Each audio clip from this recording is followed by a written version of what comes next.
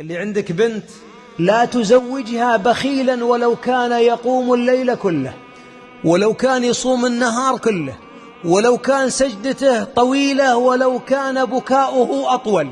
البخيل يعاديه حتى بهائم الأرض، ولا يوجد للبخيل صاحب إلا نفسه. ترى البخيل ما يحب إلا نفسه في الحياة كلها.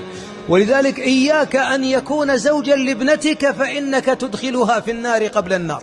من النصح للمسلمين، لأن بعض الناس سأل عندما أراد أن يزوج عن دين الزوج وما سأل عن خلقه، والحبيب يقول: من أتاكم ترضون دينه وخلقه.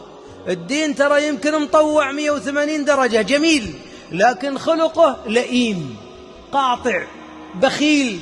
هذا الذي سيكون لابنتك، فاحذر أن يكون صاحبها في الدنيا هذا الذي الله يقلل من جنسه في الأرض. قولوا آمين ويهدي قلبه.